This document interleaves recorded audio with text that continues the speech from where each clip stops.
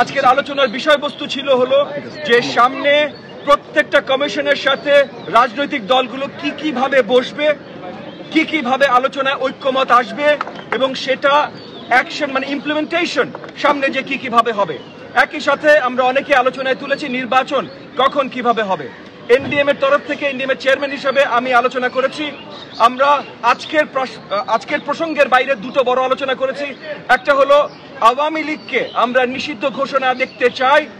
একটা terrorist organisation হবার জন্য যা যা ক্যারেক্টারিস্টিক দরকার প্রত্যেকটা আওয়ামী লীগ করেছে, গত 16 বছর ধরে করেছে।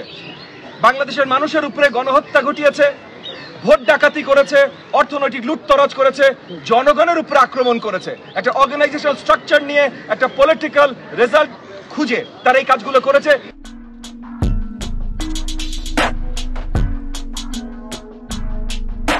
যে কোনো সংজ্ঞায় এটা একটা টেররিস্ট অর্গানাইজেশন এবং আমরা মাননীয় প্রধান উপদেষ্টার মাধ্যমে সরকারের কাছে আবেদন জানিয়েছি যে সরকারিভাবে যেন তাদেরকে টেররিস্ট অর্গানাইজেশন হিসেবে আখ্যায়িত করা হয় এবং নিষিদ্ধ ঘোষণা করা হয়।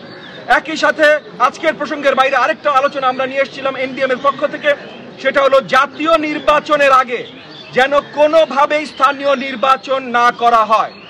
জাতীয় নির্বাচন ছাড়া স্থানীয় নির্বাচনের লিগ্যাল আপনার লেজিটিমেসি যেমন আনা যাবে না, একইভাবে স্থানীয় নির্বাচনে যতগুলো প্রতিকূলতার সৃষ্টি হতে পারে, মানে মাঠে বা প্রত্যেকটা জায়গায় জায়গায় যে ধরনের দাঙ্গা কোন্দল সৃষ্টি হতে পারে, আজকে যেমন অন্তর্বর্তীকালীন সরকারের অধীনে পুলিশ বাহিনী এটা দমন করার জায়গায় আসে নাই, তাইলে আগামীতেও খুব শীঘ্রই এটা আসা সম্ভব না। তো সবভাবে সঠিকভাবে একটা লোকাল নির্বাচন করতে হইলে তার আগে একটা জাতীয় নির্বাচন করতে হবে। আজকে প্রসঙ্গের বাইরে এই দুটো জিনিস বড় দাগে অন্তর্বর্তীকালীন সরকার এবং কমিশন প্রধানদের সাথে আমরা আলোচনা করেছি। আর আজকের প্রসঙ্গে যেটা আলোচনা করেছি সেটা হলো যে এই যে ঐক্যমত আনা, এই ঐক্যমত আনার জন্য আমরা সাজেশন দিয়েছি এই এই ঐক্যমত কমিশনকে যে প্রত্যেকটা কমিশন আলাদা করে যেন প্রত্যেকটা রাজনৈতিক দলের কাছে প্রতিনিধি রিকোয়েস্ট করেন এবং এই প্রতিনিধিদের সাথে তারা বসে প্রথমে ভোটাভুটি করেন কোন কোন রিফর্মগুলো কোন কোন রাজনৈতিক দল চায়, যেগুলোতে সবাই ঐক্যমত পোষণ করবে সেটা নিয়ে আলাদা একটা চার্টার তৈরি করা যে এইটা মীমাংসিত ঐক্যমত, এর বাইরে কেউ যাবে না। এরপর যদি কোনো প্রয়োজনীয় রিফর্ম থাকে যেখানে ঐক্যমতে আমরা পৌঁছতে পারছি না, সেটা নিয়ে আলোচনা করবার জন্য নির্ধারিত একটা সময় রাখতে আমরা আবেদন জানিয়েছি। এই নির্ধারিত সময়ের ভেতরে যদি ঐক্যমত আমরা না আসতে পারি তাহলে সেই রিফর্মগুলো আগামী নির্বাচনের পর পার্লামেন্টের হাতেই দেয়া হবে।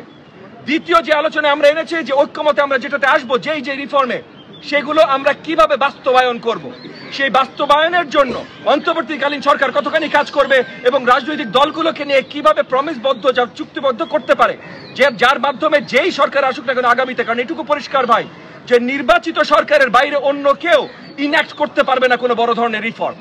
তো নির্বাচিত সরকার এসে ওই ঐক্যমত রিফর্মগুলো কিভাবে ইনঅ্যাক্ট করবে সেটা নিয়ে আমরা আলোচনা করেছি এবং শেষ আলোচনা করেছি যে সবচেয়ে এই মুহূর্তে সবচেয়ে গুরুত্বপূর্ণ আমাদের জন্য শীঘ্রই একটা সঠিক জাতীয় নির্বাচন নিয়ে আসা।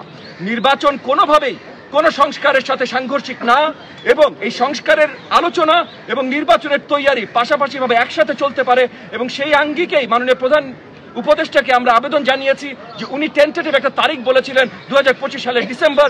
উনাকে আমরা রিকোয়েস্ট করেছি যে 2025 সালের ডিসেম্বর যে হতে হবে তা না, যত শীঘ্রই আমরা সঠিকভাবে একটা নির্বাচনের পথে যেতে পারি, নির্বাচন দিতে পারি, উনি যেন সেইভাবে একটা নির্বাচনের ডাক জানান।